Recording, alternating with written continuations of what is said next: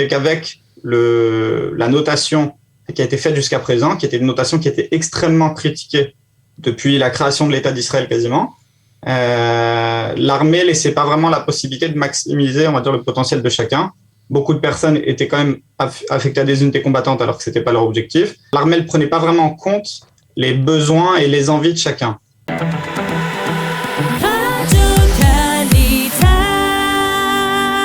Et un plaisir de retrouver Raphaël Madar de Tzahal Connection. Aujourd'hui, nous allons parler d'un sujet important, le Tzav Rishon, les tests d'enrôlement à l'armée. Alors apparemment, l'armée a décidé de changer la méthode de recrutement des jeunes recrues, c'est le cas de le dire, parce qu'apparemment, ce n'était plus vraiment adapté.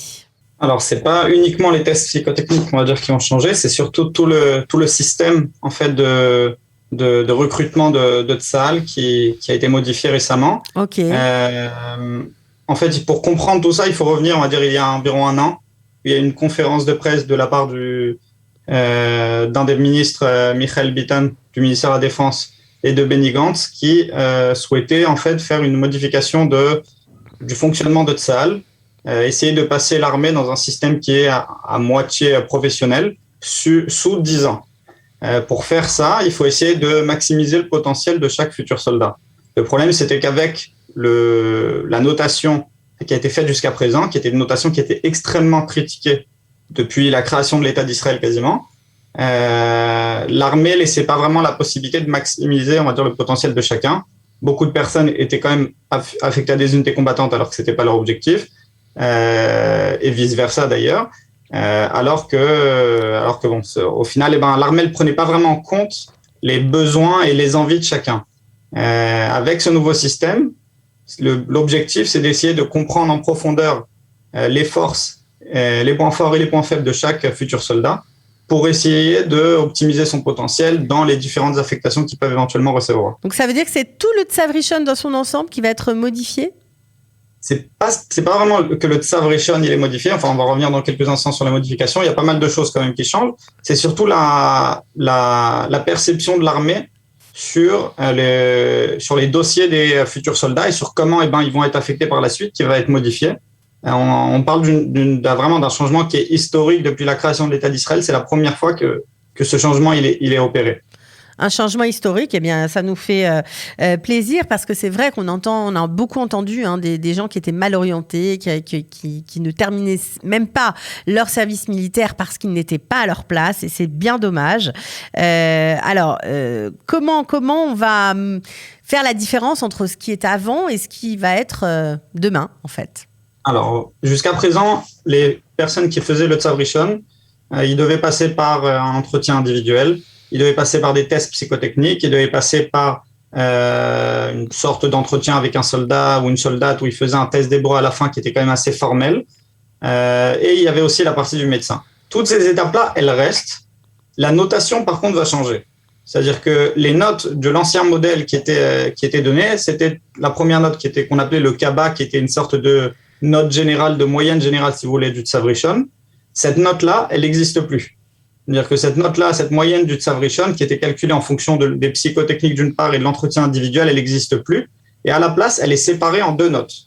À la place, il y a la note des psychotechniques qui s'appelle le DAPAR, qui existe toujours, mais qui maintenant, les candidats, ils auront accès. Il y a une transparence de la part de l'armée qui est intéressante, c'est-à-dire que les candidats qui terminent les tests psychotechniques, ils auront accès à la note de chaque exercice qu'ils ont effectué. Ah, mais ça, c'est une révolution.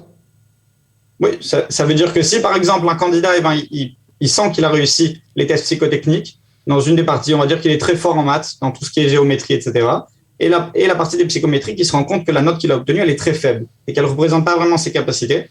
L'armée, elle le dit aussi, c'est possible de faire une demande pour réeffectuer le test. Et à ce moment-là, c'est plus des demandes, on va dire, où c'est ce que l'armée annonce en tout cas, mais ça ne sera plus des demandes qui vont être traitées sous 3, 4, 5 mois et qui vont être la plupart du temps refusées.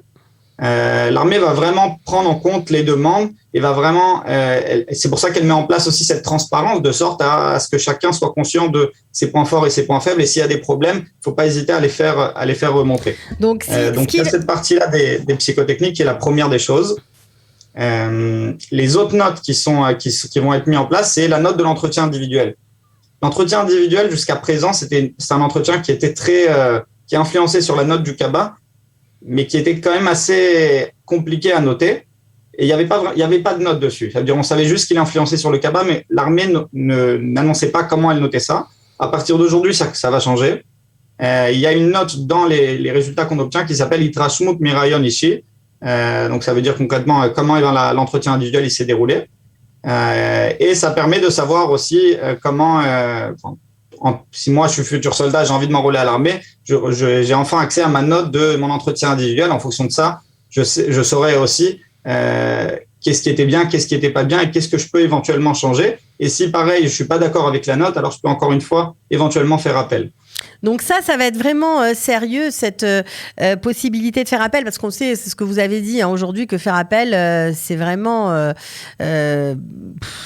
c'est un peu voie à l'échec, quoi. Ça veut dire que dans de très rares cas, on donne la possibilité aux jeunes soldats, enfin à la future recrue, de refaire ses tests. Voilà. Mais là, ça va vraiment changer, d'après vous ? C'est une réalité ?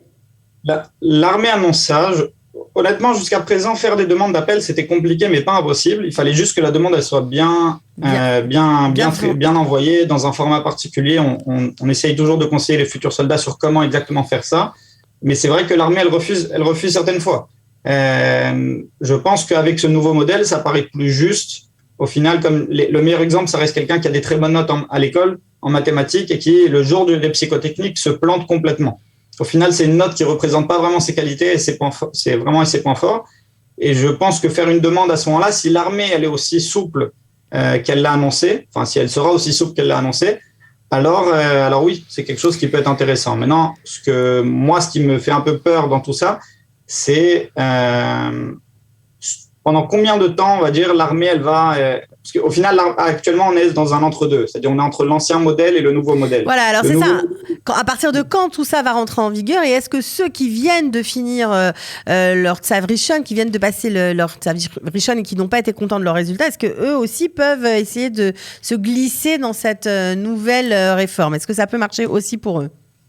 Toutes les personnes qui ont fait le Tsav Rishon jusqu'au 1er septembre, ils vont être traités selon l'ancien modèle. D'accord. Toutes les personnes qui font le Tsav Rishon depuis le 1er septembre, c'est le nouveau modèle, sauf que les notes vont être accessibles uniquement en décembre. C'est-à-dire que quelqu'un qui fait le Tsav Rishon maintenant, les seules notes qu'il va avoir, ça va être sûrement la note du profil et la note d'hébreu.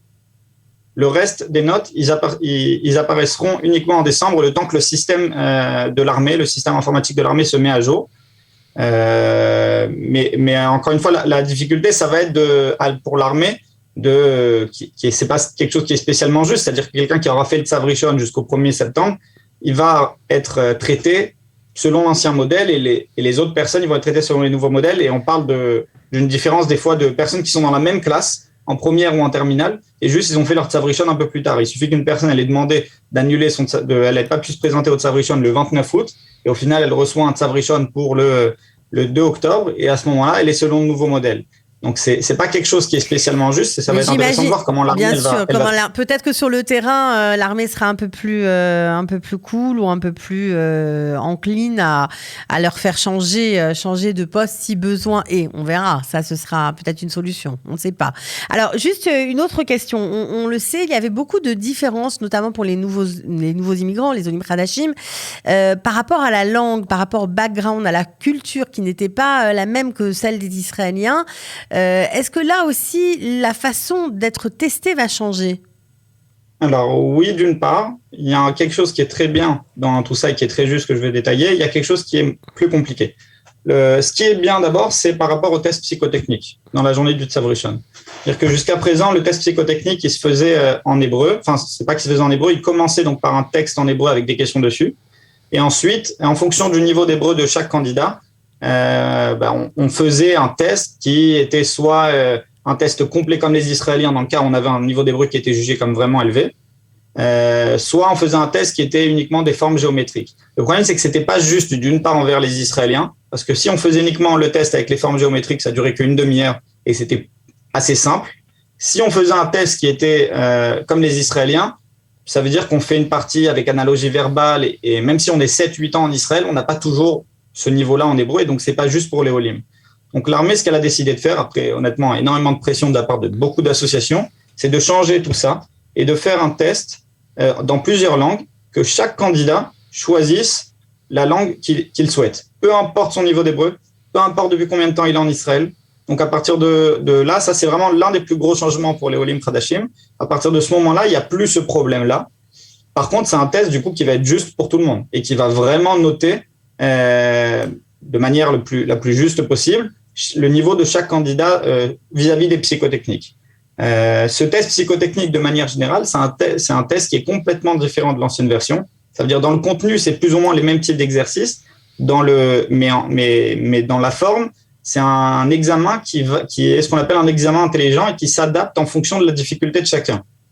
Je donne un exemple. Imaginons, je suis fatigué, je fais mon tzav rishon en fin de journée, j'ai vraiment pas l'énergie, pas la force nécessaire d'investir tout le reste de mon temps dessus. Donc, je commence à répondre de manière incorrecte à la première question. Deuxième question, pareil. Troisième question, quatrième question, cinquième question. Au bout d'un moment, l'ordinateur, il va se dire, bon, j'ai faux partout. Le mifran, il s'arrête. L'examen, il s'arrête. L'inverse, c'est je commence à répondre à ce test psychotechnique. Donc, la première partie, j'y réponds bien. L'ordinateur, il va essayer de calculer en fonction donc de ce que j'ai répondu, mon niveau de difficulté. Et à partir du moment où il a découvert le niveau de difficulté qui est vraiment celui qui correspond le plus à mon niveau, alors il va poser des questions qui vont être de ce même niveau-là. Et ensuite, il va me donner une note en fonction de ce niveau-là. C'est-à-dire que même si, imaginons, deux personnes, ils n'ont pas le même niveau cognitif pour répondre à toutes les questions, à la fin, ça ne va pas influencer. Il ne va pas y avoir d'influence, c'est juste que chacun va devoir donner le maximum de ses propres capacités cognitives. C'est une révolution totale, vraiment quoi. Ça, pour le coup, oui, c'est une grosse révolution. Ok, donc les nouveaux immigrants risquent de ne plus être désavantagés par ce test. On va voir, parce que c'est nouveau, ça va être en place dans les semaines à venir. Maintenant, on va avoir le résultat on va connaître les premiers. Ce test-là, il est rentré déjà en vigueur depuis le 1er septembre et on a déjà vu. On a déjà les résultats, voilà, ok. Il y a déjà des jeunes qui vous ont appelé pour vous dire comment ça s'est passé. Exactement. On suit évidemment tous les Olim le maximum d'Olim qui essaient de faire les tests, on les prépare. Et donc, on a déjà eu des retours comme quoi c'était exactement comme ce que l'armée pour l'instant a annoncé. Il faudra voir sur les résultats par la suite au mois de décembre comment vraiment c'est fait. Est-ce que c'est bien traité? Est-ce que c'est bien noté? Mais on va suivre tout ça, mais pour l'instant, ça s'annonce prometteur. Bon, alors, est-ce qu'on doit encore savoir quelque chose d'important sur cette nouvelle réforme déjà en vigueur? Alors, il y a encore 3 notes qui vont apparaître. Enfin, il y a encore 2 notes qui vont apparaître. Comme j'ai dit, l'armée, elle est vraiment dans une politique de transparence totale. Il y avait une note qui apparaissait uniquement en cas de problème, qu'on appelle en hébreu KAS. Ça veut dire Kshai Staglo, donc c'est les problèmes de compatibilité avec le système militaire. Généralement, c'est une note qui apparaît uniquement quand on a des problèmes psychologiques, on a des problèmes à la maison qui peuvent éventuellement influencer sur la santé mentale du candidat pendant le service militaire. Alors maintenant, cette note, elle apparaissait uniquement en cas de problème. À partir de maintenant, cette note, elle apparaît tout le temps. Bon, évidemment que si on a un CAS qui est le plus haut possible, il n'y a pas de problème. Si on a un CAS qui est un peu bas, c'est un problème. Il y a une notation un peu particulière. Et donc l'armée annonce cette note-là pour tout le monde, que ce soit pour les candidats qui n'ont pas de problème ou alors les candidats qui ont des problèmes. Ça, c'est la première note. La deuxième note, c'est l'indice de compatibilité pour devenir officier. C'est un indice qui va de 0 à 3 et et généralement, pour avoir accès à ça, il fallait déjà être à l'armée, il fallait aller voir l'administration, il fallait se prendre la tête avec eux. Très compliqué. Et à partir de maintenant, non, c'est déjà annoncé. Évidemment que ça reste un indice qui peut être modifiable pendant le service militaire en fonction des résultats pendant les classes, pendant les différentes opérations militaires, que ce soit combattant ou non combattant d'ailleurs. Mais l'armée, dès le début, elle reste transparente par rapport à tout ça et donne toutes les notes à tout le monde. Donc, comme j'avais dit, il y avait aussi la note pour l'entretien individuel qui va apparaître. Et l'autre changement, le dernier changement qui va être intéressant, c'était que c'est pour après le Tzav Rishon, c'était le Yom HaMeah. Le Yom HaMeah, il était accessible uniquement aux filles. Et à partir de maintenant, le Yom HaMeah, il se fait aussi pour les garçons. Donc, ça veut dire que l'armée, elle est vraiment dans une politique d'essayer d'être le plus juste possible de noter que ce soit les filles et les garçons de la même façon pour essayer donc de maximiser le potentiel de chacun. Ce qui est intéressant ici, c'est que l'armée, jusqu'à présent, elle prenait les garçons, elle leur disait, vous avez un profil combattant, vous avez un niveau d'hébreu de 7 ou de 8, alors vous allez directement dans les unités combattantes. Maintenant, quelqu'un qui passe pas par Mirvalon, je parle. Hein, qui oui, passe bien pas sûr, par bien sûr. À ce moment-là, il terminera son Tzav Rishon, il aura un Yom HaMeah, et si, imaginons, il a un profil qui intéresse l'armée ou quoi que ce soit, et que l'armée elle considère que cette personne-là, elle est pas adaptée pour être combattante, mais qu'elle est plus adaptée à être dans des postes technologiques ou des postes de logistique ou je ne sais quoi, alors elle va tout faire pour la mettre en avant pour lui proposer des postes dans ce domaine. Je crois que c'est une excellente nouvelle pour nos jeunes, vraiment, parce que on a l'impression que c'est vraiment cousu pour être adapté à chacun. Et ça, c'est formidable. C'est ce qu'on regrettait dans ces enrôlements massifs. On avait l'impression que, il fallait rentrer dans le cadre et que le cadre était inadaptable à chacun. Et là, apparemment, c'est ce qui est en train de changer. Et c'est quand même une excellente nouvelle pour tous nos jeunes qui se préparent à l'armée. Raphaël, si on a besoin d'éclaircissement, de précision, est-ce qu'on peut vous appeler ? Vous contacter. Comment fait-on ? Alors, il y a la page Facebook de Tzahal Connection, il y a notre site internet où il y a un formulaire, on peut directement. En général, on revient sous quelques jours. Où il y a le numéro de téléphone qui est toujours le même, qui est indiqué partout dans tous les réseaux sociaux. Vous pouvez le redonner. C'est le 054 ouais. 905 60 16. Voilà, en tout cas, si vous avez raté les changements, évidemment, vous pouvez réécouter l'émission en replay, il n'y a pas de problème. Vous pourrez noter tout ce dont on a parlé. Apparemment, il y a beaucoup de modifications. J'en profite pour souhaiter bonne chance à tous ceux qui passent le Tzav Rishon. Et merci, Raphaël Madar, pour toutes ces informations et toutes ces précisions, comme d'habitude. Avec plaisir. À très bientôt, Raphaël.